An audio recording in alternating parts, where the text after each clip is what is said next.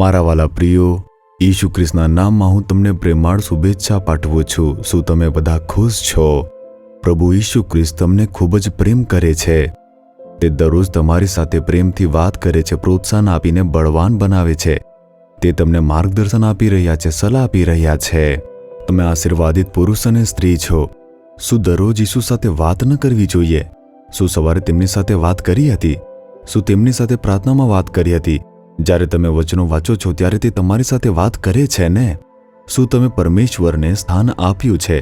તે અદ્ભુત પ્રભુ છે જે વાત કરે છે। તમારે હંમેશા ઈસુ સાથે ચાલવાના જે ઉત્તમ અનુભવ છે તેને ધ્યાન રાખવું જોઈએ। પરમેશ્વર સાથે જે ચાલવાનો અદ્ભુત અનુભવ છે તે ઠીક છે।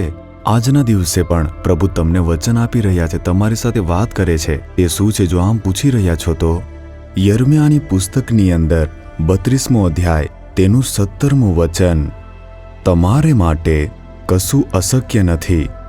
હે પરમેશ્વર, તમે અજાયબીઓ કરો છો। તમારા માટે કોઈ પણ કાર્ય તે મુશ્કેલ કાર્ય નથી।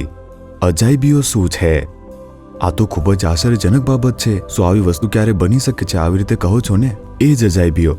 તેનો અર્થ એવી વસ્તુઓ જે કુદરતની બહાર છે। આવું થવાનો કોઈ રસ્તો ન હતો, તે કેવી રીતે બની ગયું? આવા ચમત્કારો કરનાર પરમેશ્વર તમારા માટે તે કરશે। આ બાબતમાં ચમત્કાર થશે તો શક્ય છે, નહીતર તે થશે નહીં। આવી રીતે કહો છો ને, તેવા ચમત્કાર ઈસુ કરવાના છે। એક સમયે જ્યારે એક ભાઈ તે મને મળવા માટે આવ્યા, તેમણે મને એક અદ્ભુત બાબત વિશે કહી। શું છે મેં એમ પૂછ્યું તો અચાનક જ એક સમય તેમની કિડનીમાં સમસ્યા થઈ, અને કેમ કે તેમની કિડનીમાં સમસ્યા હતી, જ્યારે તે ડૉક્ટર પાસે તપાસ કરાવવા ગયા, તેમણે કહ્યું કે સ્કેન કરાવવું પડશે। જ્યારે સ્કેન કરાવ્યું તો તેમાં એક ભયંકર વસ્તુની ખબર પડી ગઈ। એક જ કિડની છે। દરેકને 2 કિડની હોય છે, તેમની પાસે એક જ કિડની હતી, અને બીજી કિડની પણ અસરગ્રસ્ત થઈ ગઈ હતી, અને થોડા દિવસોની અંદર તે તેનું સંપૂર્ણપણે કાર્ય ગુમાવી દેશે। તેમને ખબર પડી કે તેમની અસર તેમના શરીર પર થવા લાગી છે। ત્યારે તેઓએ સ્કેન જોઈને કહ્યું કે તમારી પાસે એક જ કિડની છે। તેને જન્મથી ખામી હતી, પરંતુ તેમને અત્યાર સુધી તે ખબર ન હતી, અને અત્યાર સુધી વધારે ખામી ન હતી, અને તેઓ તે જાણતા ન હતા। હવે તેની અસર થયા પછી તેઓને ખબર પડી છે કે એક જ કિડની છે। હવે તે એક જ કિડનીમાં આખું જીવન વિતાવવાનું છે।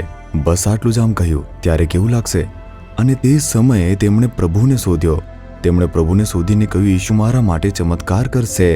તેમણે એક સભાની અંદર ભાગ લીધો અને આંસુઓ સાથે ઈસુને પ્રાર્થના કરી કે હે પ્રભુ, મારી પાસે કેવળ એક જ કિડની છે, અને તે કિડનીને પણ અસર થઈ રહી છે। પ્રભુ, મારા માટે ચમત્કાર કરો। તેમણે નિષ્ઠાપૂર્વક અને વિશ્વાસપૂર્વક પ્રાર્થના કરી। પરમેશ્વરનો હાથ તેમને સ્પર્શ્યો। કિડનીની સમસ્યા તે દૂર થઈ ગઈ હતી। પહેલા જેવી સમસ્યા ન હતી। તે ફરીથી ડૉક્ટર પાસે ગયો। મને ફરી એકવાર તપાસો, મને બધું સામાન્ય લાગે છે, એવી રીતે કહ્યું। હું મારા શરીરમાં ફેરફાર જોઈ રહ્યો છું ડૉક્ટર। જ્યારે તેઓએ ફરીથી સ્કેન કર્યું તો ડૉક્ટરો તે મૂંઝવણમાં પડી ગયા, કારણ કે રિપોર્ટમાં 2 કિડની બતાવે છે।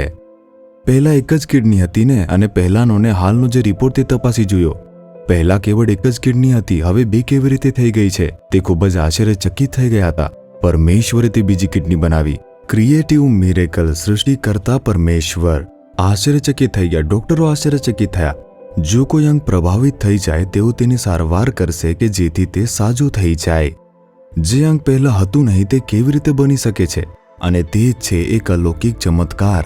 આવા ઘણા બધા ચમત્કારો મેં મારી સેવા યાત્રાની અંદર જોયા છે। ઈસુ ચમત્કારો કરી શકે છે। આજે તમારા જીવનમાં બીમારી અથવા રોગ કે કોઈ મૃત્યુનો ભય છે, ઈસુ ચમત્કાર કરી શકે છે। તમારી જરૂરિયાતો તમને ડરાવે છે? શું તમારી સમસ્યાઓ તમારો પીછો કરી રહી છે? બચવાનો કોઈ રસ્તો નથી, આમ પરેશાન થાવ છો? શું તમને લાગે છે કે જો કોઈ ચમત્કાર થાય તો જ તે શક્ય છે? ઈસુ તે ચમત્કાર કરશે। તેમના માટે કોઈ પણ કાર્ય તે મુશ્કેલ કાર્ય નથી। વિશ્વાસથી કહો કે હે પ્રભુ, તમારા માટે કોઈ પણ કાર્ય તે મુશ્કેલ કાર્ય નથી। આ બાબતમાં મારા માટે ચમત્કાર કરો। મારા બાળકો સંબંધિત બાબતોમાં, પરિવારના બાબતોમાં, સેવામાં, મારા વ્યવસાયમાં, મારા નોકરી સંબંધિત બાબતોમાં, આ બાબતમાં ચમત્કાર કરો પ્રભુ। આજે એક ચમત્કાર થશે। તમને સંતાન થશે નહીં, આમ લોકો કહે છે પ્રભુ તમને સંતાન આપશે। તમારા ગર્ભાશયમાં સમસ્યા છે, આમ લોકો કહે છે ગર્ભાશયમાંથી પ્રભુ બાળક આપશે।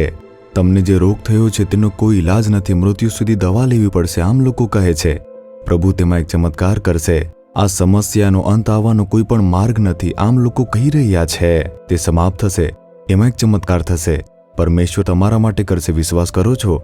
જો હા તો હૃદય પર હાથ રાખીને કહો, હે પ્રભુ, તમારા માટે કોઈ પણ કાર્ય તે મુશ્કેલ કાર્ય નથી પ્રભુ, હું તેમાં વિશ્વાસ કરું છું પ્રભુ. આ બાબતમાં મારા માટે ચમત્કાર કરો પ્રભુ, અદ્ભુત કાર્ય કરો પ્રભુ. હું વિશ્વાસ સાથે એક ચમત્કારની અપેક્ષા રાખું છું પ્રભુ. ઈશુના નામમાં આમેન, આમેન. જીસસ રીડીમ્સ ગુજરાતી યુટ્યુબ ચેનલને સબસ્ક્રાઇબ કરો. દરેક નવા કાર્યક્રમની માહિતી મેળવવા માટે બેલ આઇકન પર ક્લિક કરો.